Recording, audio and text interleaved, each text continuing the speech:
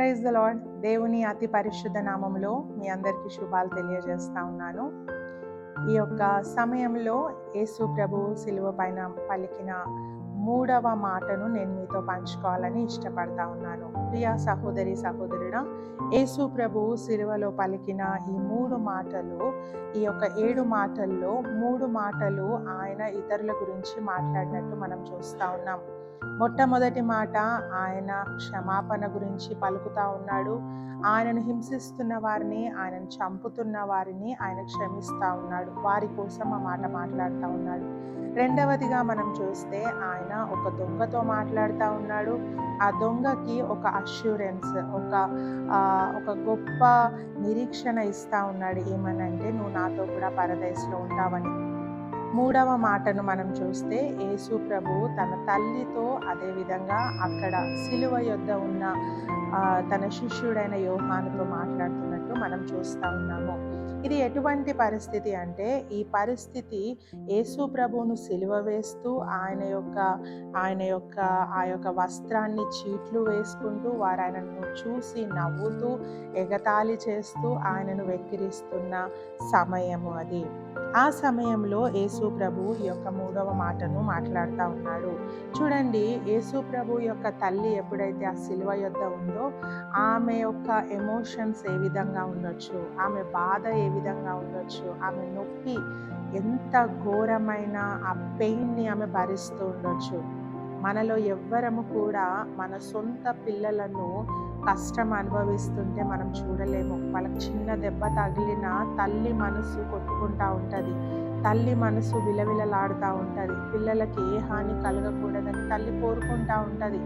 అట్లాంటిది తన కుమారుణ్ణి ఆ యొక్క సిలువ మ్రాను మీద ఆయనను మేకులతో కొడుతూ, ఆయనను రక్తాలు కార్చేంతగా ఆయనను హింసిస్తూ, ఆ యొక్క కొరడా దెబ్బలు కొట్టి, ఆయన ముఖం మీద ఉమ్మి వేస్తూ, తలకు ముళ్ళ కిరీటంని గుచ్చి, ఇంకా ఆయన యొక్క పక్కలో బల్లెపు పోటుతో గుచ్చి, ఇంతగా తన కుమారుని హింసిస్తూ ఉంటే ఆ తల్లి వేదన ఎటువంటిది, అది వర్ణించలేనిది కదా. సో ఆ పరిస్థితిలో యేసు ప్రభు ఈ యొక్క 3వ మాటను మాట్లాడుతున్నట్టు మనం చూస్తూ ఉన్నాము. సో మనం కూడా కొన్నిసార్లు పిల్లలకు బాధ వచ్చినప్పుడు మనం కూడా వారిని ఓదారుస్తూ ఉంటాం కదా. ఏం కాదులే నాన్న, నెక్స్ట్ టైం ఇంకా నువ్వు బెటర్ చేస్తావు. లేకుంటే ఎవరన్నా వారిని తిట్టినప్పుడు, ఎవరైనా వారిని హేళన చేసినప్పుడు మనం వెళ్ళి వాళ్ళను గద్దించాలనుకుంటాం, ఎందుకు మా పిల్లలను తిట్టారు అని చెప్పి. కానీ ఇక్కడ మరియ పరిస్థితి చూస్తే ఓదార్చనీకే ఆమెకు ఆ యొక్క ఫెసిలిటీ లేదు. అండ్ ఆయనను హింసిస్తున్న వారిని ఏమన్నా అందామంటే కూడా ఆమెకు స్కోప్ లేదు, అనడానికి ఆమెకు ఆ సమయమే లేదు. అంటే ఆ పరిస్థితి అంత ఘోరమైన పరిస్థితి, ఆపలేని పరిస్థితి. తన కుమారుని హింసించొద్దు అని ఆపలేని పరిస్థితిలో మరియ ఉంటా ఉంది. సో ప్రియ సహోదరి సహోదరుడా, ఈ యొక్క యేసు ప్రభు యొక్క 3వ మాట మనము ధ్యానం చేసినట్లయితే ఇందులో 5 విషయాలు మనం నేర్చుకోవచ్చు. మొట్టమొదటిగా ఏంటంటే, యేసు తన సొంత వారిని సిలువ యొద్ద కలిగి ఉన్నాడు. హల్లెలూయా. యేసు ప్రభువు ఆ సిలువలో ఘోర మరణం చెందుతుంటే, ఆ సిలువ యొద్ద అక్కడ 3 వ్యక్తులు ఉన్నట్టు మనం చూస్తూ ఉన్నాము. 3 స్త్రీలు ఉన్నారు, ఒక శిష్యుడు ఉన్నాడు, ఆయన పేరు యోహాను. అయితే తన సొంత వారిని ఆ పెయిన్లో, ఆ బాధలో ఆయన దగ్గరగా కలిగి ఉన్నాడు. బాధ కొన్నిసార్లు మనం ఆ బాధను తీర్చలేము, ఎవరి బాధను కూడా. కానీ మనం దగ్గర ఉండడం వల్ల వాళ్ళకి ఎంతో ఓదార్పు, వాళ్ళకి ఎంతో నెమ్మది. అరే, మా మమ్మీ నా పక్కన ఉంది కదా, ఈ పెయిన్లో, ఈ బాధలో మా నాన్న నా పక్కన ఉన్నాడు కదా, మా అక్క నా పక్కన ఉంది కదా, మా చెల్లి ఉంది కదా అని అదొక ధైర్యము కదా. సో యేసు ప్రభు కూడా తన సొంత వారిని ఆ యొక్క సిలువ యొద్ద కలిగి ఉన్నాడు అని మనం చూస్తూ ఉన్నాము. మనకు ఇటువంటి కుటుంబీకులు ఉన్నారా? నీ కుటుంబీకులు నీ కష్టాల్లో, నీ దుఃఖంలో, నువ్వు బాధపడుతున్న సమయంలో, నువ్వు వేదనలో ఉన్నప్పుడు నీ పక్కన నిలువబడి ఉంటా ఉన్నారా? లేకపోతే బాధ రాగానే మన నుండి దూరం అయిపోతా ఉన్నారా? కదా. కొన్నిసార్లు కుటుంబీకులు ఉంటారు, కొందరు కఠినంగా ఉంటారు. పరిస్థితులన్నీ మంచిగా ఉన్నప్పుడు మనతోనే కలిసి ఉంటారు. పరిస్థితులన్నీ బాధాకరంగా మారినప్పుడు, మనకే దిక్కు లేనప్పుడు, మనకేది అవైలబుల్ లేనప్పుడు, మనం అప్పుల పాలైపోయినప్పుడు, మనము అనారోగ్య పడక మీద పడుకున్నప్పుడు ఎవ్వరూ రారు దగ్గరికి. కానీ ఇక్కడ యేసు ప్రభువు యొక్క ఆయన చూస్తున్నది ఏంటంటే, ఆయన తల్లి ఆయన పక్కకే ఉంది. సో అట్లాంటి వాళ్ళను కలిగి ఉండడము మనము చాలా చాలా బ్లెస్డ్ థింగ్, చాలా ఆశీర్వాదకరమైనది. సో అటువంటి వాళ్ళని మనం కలిగి ఉండాలంటే మనం ఎప్పుడు అందరితో కలిసిమెలిసి ఉండాలి. మనకు తెలీదు పరిస్థితులు ఎప్పుడు ఎటువంటివి మనం ఎదుర్కోవాల్సి వస్తుందో. సో అందరితో కలిసి ఉండాలా, అందరినీ కలుస్తూ ఉండాలా. అప్పుడప్పుడు వెళ్ళి బాగున్నారా అని ఏదో మనము కలవడము, ఫ్రూట్స్ తీసుకొని వెళ్ళడము, మన బంధువుల ఇంటికి, స్నేహితుల ఇంటికి వాళ్ళని కలుస్తూ ఉన్నప్పుడు ఆ స్నేహం బంధం అనేది పెరుగుతూ ఉంటుంది. నేను ఒక్కడనే ఉంటాను, నా ఇంట్లో నేను ఉంటాను, నా ఫ్యామిలీ బాగుంటే చాలు అనుకుంటే రేపటి నాడు మనకు ప్రాబ్లం వస్తే ఎవరు కూడా రారు కదా. సో అందుకని ఐసోలేషన్ స్టేజ్లో మనం ఉండొద్దు. కరోనా సమయంలో ఒంటరిగా, ఆ కరోనా వచ్చినప్పుడు ఒంటరిగా ఒక రూమ్లో ఉన్నట్టు మన జీవితాలు ఉండకూడదు. మనం మింగిల్ కావాలి, అందరితో కలవాలి. అప్పుడు మనము మనల్ని ప్రేమించే వారిని మనం సంపాదించుకుంటాము. మన దుఃఖంలో మనకు తోడుగా నిలబడే వారిని మనం సంపాదించుకుంటాము. రెండవదిగా మనం చూస్తే ఇతరుల జీవితంలో ఆయన సాక్షిగా ఉన్నాడు. హల్లెలూయా. ఈ యొక్క తల్లిని శిష్యునికి అప్పగించే బాధ్యతను మనం చూస్తూ ఉంటే ఆయన ఇతరుల జీవితంలో సాక్ష్యం కలిగి ఉన్నాడు.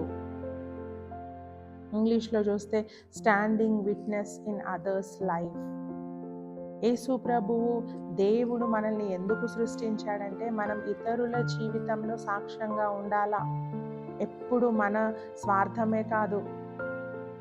చాలాసార్లు అనుకుంటాం మనకు ఒక పెద్ద బిల్డింగ్ ఉంటే మనము ఆశీర్వాదం పొందుకున్న వారమని, లేకపోతే కార్లు, బంగ్లాలు, ఇంకా రిచెస్ ఉంటే, బాగా డబ్బు ఉంటే అనుకుంటాం మనం బ్లెస్సడ్ అని, ఆశీర్వదింపబడిన వారమని. నో. ఎప్పుడైతే మన గురించి మన పొరుగువాడు సాక్ష్యం చెప్తాడో, పలానక్క చాలా మంచిది, ఆమె వల్ల నా లైఫ్ నిలబడింది, పలానన్న చాలా మంచోడు, ఆయన వల్ల నా లైఫ్లో నా కష్ట పరిస్థితి నుండి నేను బయటకు వచ్చానని నీ గురించి, నా గురించి పక్కన వ్యక్తి సాక్ష్యం చెప్పడము, అది నిజమైన ఆశీర్వాదము. ఇక్కడ యేసు ప్రభువు తన గురించి కాదు కానీ తన తల్లి భవిష్యత్తు, లేకుంటే ఆమె తర్వాత, ఈయన తర్వాత ఆమె రెస్పాన్సిబిలిటీ ఎవరితో ఉండాలి, నా తల్లి ఒంటరి కాకూడదని ఆమెకు మేలు చేస్తూ ఉన్నాడు. ఆమెను ఒక మంచి స్థితిలో ఉంచాలని, ఈయన ఎంబడి లేకపోయినా నా శిష్యుని దగ్గర నా తల్లి సేఫ్గా ఉండాలని యేసు ప్రభు కోరుకుంటా ఉన్నాడు. అంటే మరియ జీవితంలో యేసు ప్రభు ఒక సాక్షిగా ఉంటా ఉన్నాడు. ఈరోజు మనం ఎవరి జీవితంలో సాక్షిగా ఉంటా ఉన్నాము? నీ ఉద్యోగ స్థలంలో నువ్వు సాక్షిగా ఉండాలి ప్రభు కోసము. ఈరోజు నేను ఎందుకు ఆ ఉద్యోగంలో పెట్టాడనుకుంటున్నాము? ఎందుకు మనల్ని పలాని ఊరిలో పెట్టాడు? ఎందుకు మనల్ని పలాని సిటీలో పెట్టాడు? ఎందుకు పలానా ఇంట్లో మనల్ని పుట్టించాడు? ప్రతి దానికి ఒక పర్పస్ ఉంది. దేవుని దగ్గర ఒక ప్రణాళిక ఉంది.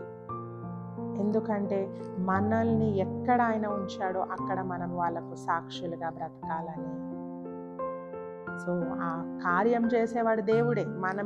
మనం దేనికి కూడా అర్హులము కాదు. కానీ నీ వల్ల అనేకులు బ్లెస్ అవ్వాలి, నీ వల్ల అనేకులు దీవింపబడాలి, మేలు పొందుకోవాలి మన ద్వారా. అది బ్లెస్సింగ్, అది నిజమైన ఆశీర్వాదం.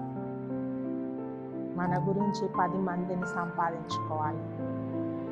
మనం ఈ లోకాన్ని విడిచిపెట్టే లోపు మన గురించి బాధపడే వారిని కనీసం 2 సంపాదించుకోవాలి. అది రియల్ బ్లెస్సింగ్. వాక్యం చదువుకుందాము. 1 పేతురు 2:9 చదువుకుందాం. 1 పేతురు 2:9 చదువుకుందాం. అయితే మీరు చీకటిలో నుండి ఆశ్చర్యకరమైన తన వెలుగులోనికి మిమ్మను పిలిచిన వాని గుణాతిశయములను ప్రచురము చేయు నిమిత్తము ఏర్పరచబడిన వంశమును, రాజులైన యాజక సమూహమును, పరిశుద్ధ జనమును, దేవునికి సొత్తైన ప్రజలునై ఉన్నారు. హల్లెలూయా. మనము యాజక సమూహముగా దేవుడు మనల్ని ఎంచుతా ఉన్నాడు. ఎందుకో తెలుసా? ఆయన గుణాతిశయములను ప్రచురం చేయడానికి.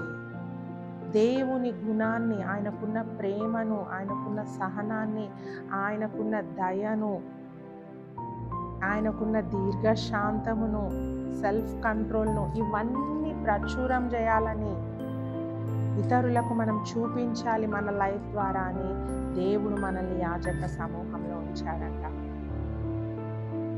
మనం నిజంగా యాజక సమూహంలోనే ఉన్నాము, కానీ నిజంగా ఆయన గుణాతిశయములను ప్రచురం చేస్తూ ఉన్నామా? ఆయన ప్రేమను చూపిస్తూ ఉన్నామా ఇతరులకి? ఆయన కనికరాన్ని చూపిస్తూ ఉన్నామా? లేకుంటే కఠినమైన వ్యక్తులుగా మనం ఉంటా ఉన్నామా? ఆలోచన చేద్దాము. మూడవదిగా మనం చూస్తే, యోహాను ఒక్కడే ఎందుకు ఉన్నాడు? ఎందుకు యేసు ప్రభు శిష్యుల్లో 11 మంది, యూదా 12వ ఇస్కరియోతు యూదా ఆయన మరణించాడు, ఆయన ఉరి వేసుకొని చనిపోయాడు. 11 మందిలో ఈ యోహాను ఒక్కడే ఎందుకున్నాడు సిలువ దగ్గర? మిగతా వారు ఎక్కడెళ్ళారు? మిగతా వారందరూ కూడా దాక్కున్నట్టు మనం చూస్తూ ఉన్నాం. కానీ యోహాను ఎందుకు అక్కడ ఉన్నాడంటే, అంటే కొందరు ఊహించి చెప్పే విధానం ఏంటంటే, బహుశా యోహాను యంగ్ బాయ్ కావచ్చు, యవనస్తుడు కావచ్చు, ఆయనకి ఇంకా బియర్డ్, ఇంకా ఆ యొక్క పెద్ద వ్యక్తిగా ఆయన కనిపించకపోవచ్చు. గడ్డం ఉంది, మీసాలుండి, ఆయన ఒక మెచ్యూర్డ్ వ్యక్తిగా ఆయన ఉండకపోవచ్చు. చాలా చిన్న వయసులో యోహాను ఉండొచ్చు. అందుకని ఆయన వల్ల ఏ భయం లేదు. ఆ కాలంలో రోమన్స్కి ఎవరైతే ఆపోజిట్గా వెళ్తారో వాళ్ళు, ఎవరి వల్ల అయితే రోమన్ గవర్నమెంట్కి థ్రెట్ ఉంటుందో, అలాంటి వ్యక్తి వల్ల మాకు నష్టం జరుగుతుంది అని అనుకుంటే వాళ్ళను అక్కడ ఉండనిచ్చేవారు కాదు, వాళ్ళని అరెస్ట్ చేసేవాళ్ళు. సో సిలువ యొద్ద యోహానును అరెస్ట్ చేయలేదు అని అంటే, యోహాను చాలా చిన్నవాడిగా కనిపిస్తూ ఉండొచ్చు అని ఒక వ్యక్తి అంచనా వేసి చెప్తా ఉన్నాడు. ఇంకా చూస్తే అక్కడ స్త్రీలు ఉన్నారు. స్త్రీల వల్ల అయితే ఎవరికి నష్టం ఉండదు. ఎవరిని వాళ్ళు భయకంపితులుగా చేయరు, భయాన్ని పుట్టించరు వాళ్ళు కదా. స్త్రీలు చాలా సాఫ్ట్గా ఉంటారు. వాళ్ళ వల్ల కూడా రోమన్ గవర్నమెంట్కి ఏమీ థ్రెట్ లేదు, ఏ భయం లేదు. వాళ్ళు ఏదో వీళ్ళకి నష్టం చేస్తారనే భయం లేదు కాబట్టి స్త్రీలను కూడా ఏమనలేదు అని ఒక వ్యక్తి చెప్తా ఉన్నాడు. సో ప్రియ సహోదరి సహోదరుడా, ఆ యొక్క యోహాను ఆ స్థలంలో ఉండడానికి కారణం ఏంటంటే, బహుశా ఆయన యవనస్తుడు కావచ్చు. మిగతా వారందరూ కూడా యేసు ప్రభువుని విడిచి వెళ్ళిపోయారు. నాలుగవదిగా మనం చూస్తే, ఇది ప్రవచన నెరవేర్పు. నాలుగవది మనం చూసినట్లయితే ఇది ఒక ప్రవచన నెరవేర్పు. ఇది ఏ ప్రవచన నెరవేర్పు అంటే, లూకా సువార్త 2:34-35 చదువుకుందాం. సుమయోను వారిని దీవించి, ఇదిగో అనేక హృదయాలోచనలు బయలుపడినట్లు ఇజ్రాయేలులో అనేకులు పడుటకును తిరిగి లేచుటకును వివాదాస్పదమైన గుర్తుగా ఈయన నియమింపబడి ఉన్నాడు. 35 చదువుకుందాం. మరియు నీ హృదయములోనికి ఒక ఖడ్గము దూసుకొని పోవునని ఆయన తల్లి అయిన మరియతో చెప్పెను. ఎప్పుడైతే యేసు ప్రభువును ఆ చిన్న బాలుడిగా ఉన్నప్పుడు దేవాలయంలోకి తీసుకొని వెళ్ళారో, అక్కడ సుమయోను అనే యాజకుడు ఏమని చెప్తా ఉన్నాడంటే, ఈయన వల్ల నీ తల్లి అయిన నీ హృదయంలోకి కత్తి దూసుకొని వెళ్తుంది అని చెప్తా ఉన్నాడు. ఒక ఖడ్గము దూసుకొని వెళ్తుందని సుమయోను చెప్పాడు. యేసు ప్రభు బాలుడుగా ఉన్నప్పుడే ఈ మాట ఆ యాజకుడు చెప్తా ఉన్నాడు. బహుశా తల్లికి ఆ మాట అప్పుడు గుర్తుకు రావచ్చు. తల్లి అయిన మరియా ఎప్పుడైతే యేసు ప్రభువును అంత భయంకరమైన స్థితిలో, అంత బాధకరమైన స్థితిలో చూస్తూ ఉందో, అప్పుడు ఆమెకు ఈ మాట గుర్తుకు రావచ్చు. ఏమనంటే, నీ హృదయంలోనికి ఒక ఖడ్గము దూసుకొని పోవును. నిజంగా సొంత పిల్లలు ఎక్కడైనా కష్టపడతా ఉంటే, వాళ్ళు రక్తపు మడుగుల్లో ఉంటే, ఏ తల్లికైనా ఖడ్గము దూసినట్టే ఉంటుంది హృదయంలో. చాలా బాధ, చాలా వేదన, చెప్పుకోలేని వేదన అది. సో ఇది ఒక ప్రవచన నెరవేర్పు. యేసు ప్రభు జీవితాన్ని మనం చూస్తే ఆయన అన్నీ కూడా ప్రవచన నెరవేర్పుగా ఆయన ఈ లోకానికి వచ్చినట్టు మనం చూస్తూ ఉన్నాము. ఎందుకు ఆయన దేవుడని నమ్ముతా ఉన్నామంటే, కొన్ని వందల సంవత్సరాల క్రితమే ప్రవక్తలు ప్రవచించినవన్నీ కూడా యేసు ప్రభు జీవితంలో నెరవేర్చబడ్డాయి. హల్లెలూయా. అందుకే ఆయన నిజమైన దేవుడని మనము అంగీకరిస్తూ ఉన్నాము.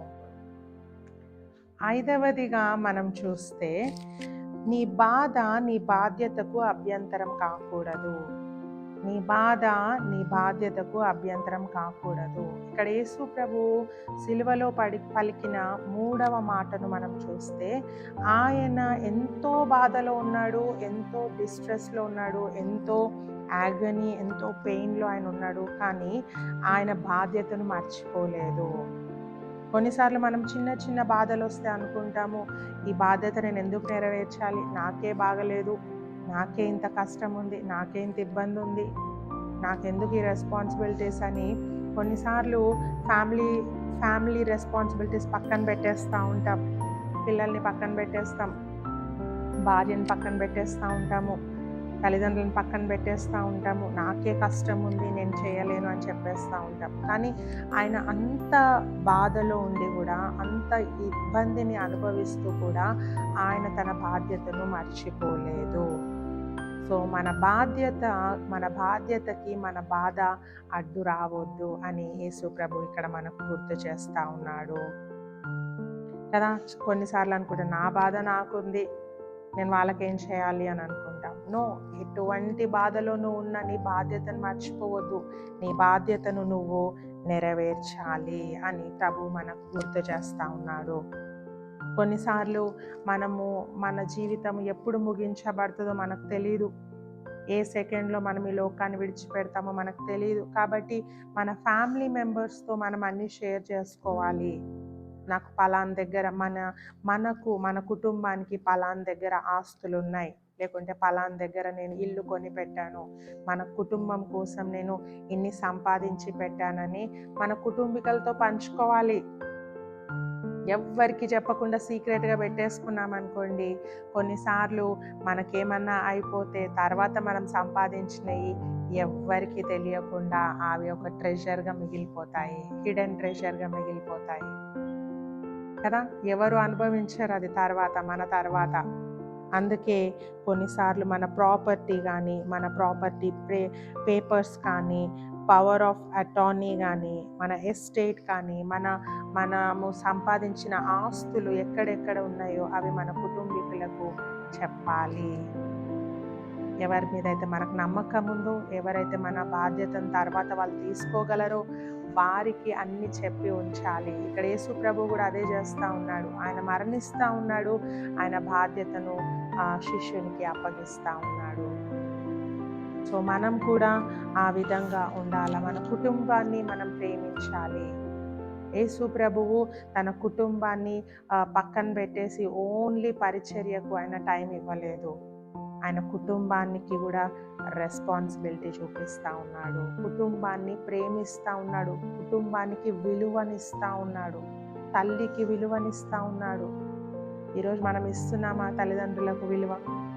మనం కొంచెం పెద్ద ఉద్యోగంలో ఉంటే అయిపోయింది, ఇంకా తల్లిదండ్రులను లెక్క చేయం, భర్తను లెక్క చేయరు, కొంతమంది భార్యల్ని లెక్క చేయరు, పిల్లల్ని లెక్క చేయరు, కుటుంబాన్ని పట్టించుకోరు కదా.